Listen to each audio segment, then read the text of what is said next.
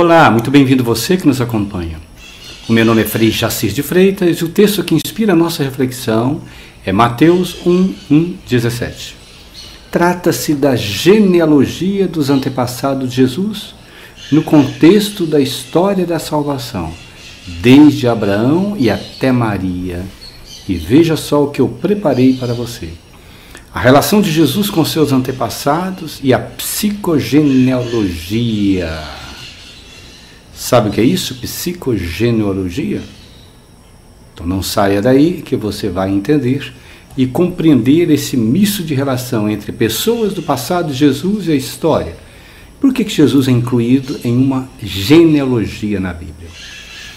Pois bem, comecemos. Os nossos antepassados são muito importantes na construção de nossas relações no tempo presente. E aqui vou recorrer à cultura africana de matriz linguística Yorubá, de onde provém a maior parte da população negra no Brasil, os Nagu, que eram negros escravizados da África Ocidental e que vieram então para o Brasil.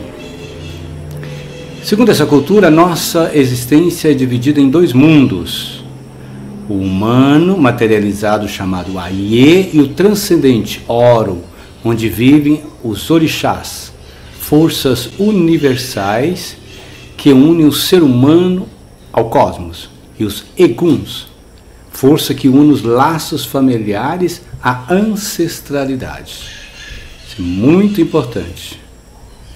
Então, a passagem de um mundo para o outro, segundo a cultura africana, é perfeita quando o funeral é bem celebrado, de modo que o ente querido possa ser integrado de forma tranquila ao plano da existência. Quando isso não acontece, o falecido pode continuar interferindo na vida de vivos com seus costumes e crenças, muitas delas negativas e inconscientes.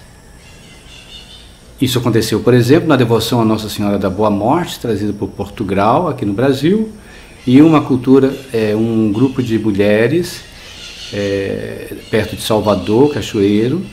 Elas se organizaram e criaram uma irmandade negra, somente mulheres negras, e aceitaram a imposição do culto a Nossa Senhora da Boa Morte, trazidas pelos portugueses, segundo a tradição apócrifa, mas cultuavam Nossa Senhora morta, cultuando seus entes falecidos nessa visão de antepassados e genealogia. Bom, voltemos a algumas perguntas iniciais à nossa reflexão. Quais seriam essas influências dos antepassados em nossa existência?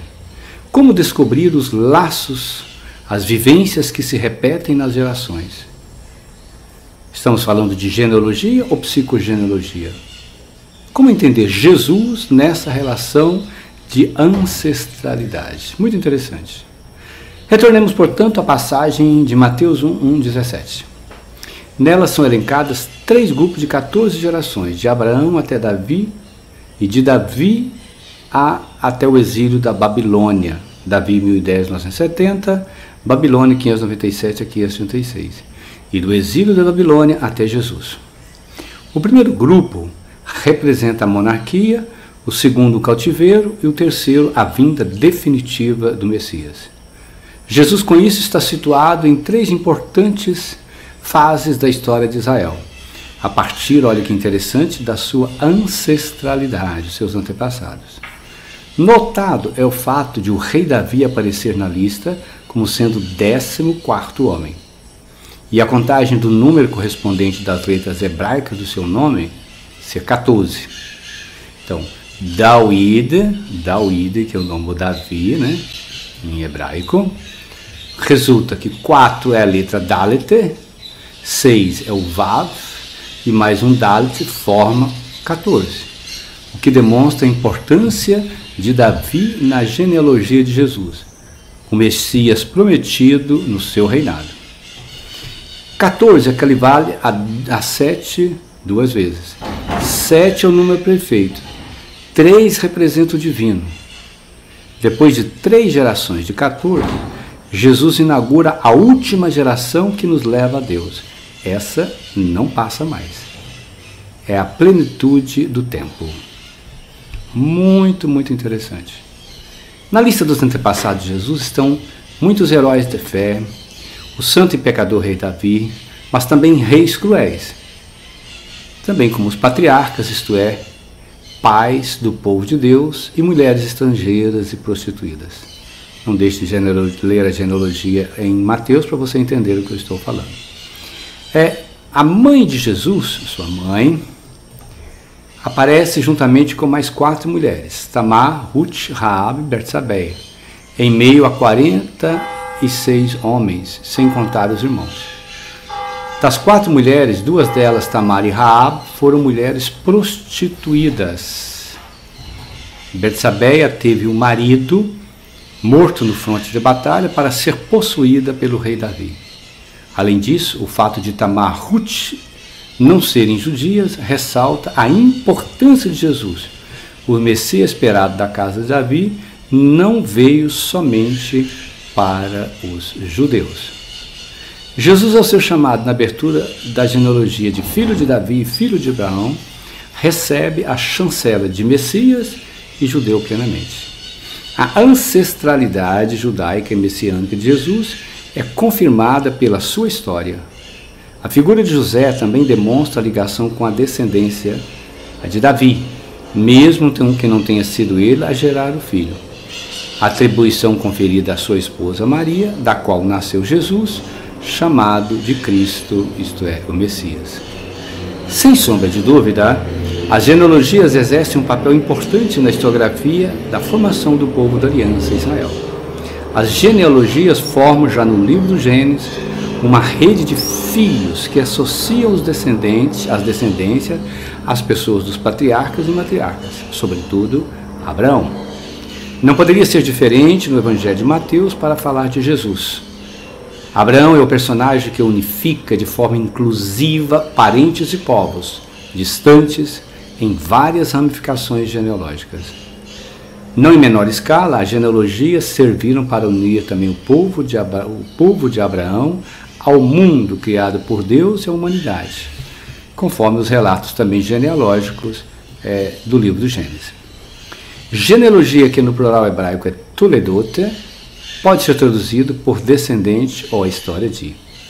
Tem como objetivo a genealogia no mundo bíblico, dentre outras coisas, de unir os laços parentais, étnicos e culturais, as famílias patriarcais, apresentar os legítimos herdeiros da promessa de Deus a Abraão, e estabelecer os membros do povo da promessa e manter viva a memória e a identidade do povo judeu, exaltar a figura de um personagem ilustre como Jesus.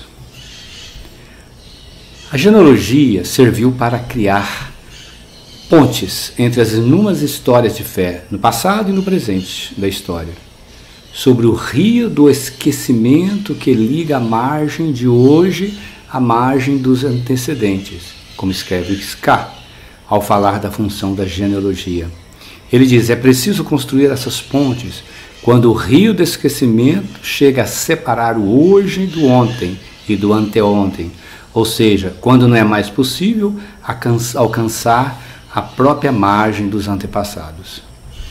A ponte começa onde se torna indispensável encontrar os caminhos para a margem do passado, para identificar as ligações pessoais ou coletivas, geográficas ou políticas, ou para legitimar a função ou a dignidade hereditária.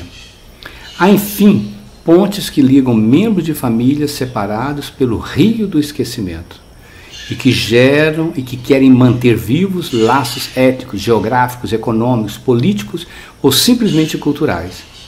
Mateus quis demonstrar como os laços que unem Jesus ao passado de Israel fazem dele o salvador do povo eleito.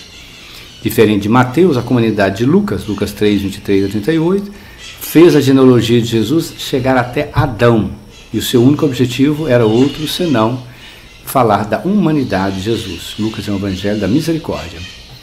A genealogia é, portanto, um modo bíblico de firmar o tempo da vida presente, a memória de um passado que não pode ser esquecido. Sem laços, nós não nos tornamos eternos. Como um retrato pendurado na parede da sala, assim é a nossa árvore genealógica, que nos conduz aos quartos A cozinha de nossas vidas, tecida nas relações que transformam em fios de eternidade. A nossa família. A genealogia bíblica tem um valor transcendental, pois vai além do real. Ela tem um caráter de fé que coloca o judeu em relação ao outro, com o outro da família, ainda que distante, e com Deus, que o criou, e com ele criou laços de pertenças desde a criação do mundo. É fantástico isso. Nenhum outro povo na história soube valorizar tanto as genealogias como Israel. Essa cultura foi repassada para outros povos. Na nossa cultura pós-moderna, vemos, infelizmente, a cultura dos laços familiares se perderem no emaranhado das grandes cidades, na falta de tempo para conviver, ainda que laços vazios alimentam as redes sociais nos ápices da vida. Perder os laços familiares é o mesmo que perder a identidade. Que os nossos pais e mães na fé nos inspirem relacionamentos duradouros. Saber entender a influência dos laços familiares em nossa vida é outro desafio não menos importante. Herdemos as dores e os problemas não resolvidos deles, mas também as bênçãos e as glórias de nossos antepassados. O desafio está posto. Jesus soube muito bem ouvir o passado de seu povo e propor novos relacionamentos, ressignificar a história e como ele foi revolucionário. E nós? Pergunta final. E você? Pare, pense e reflita sobre a relação familiar e com seus antepassados. Compartilhe também. Um abraço. Até a próxima, se Deus assim o permitir.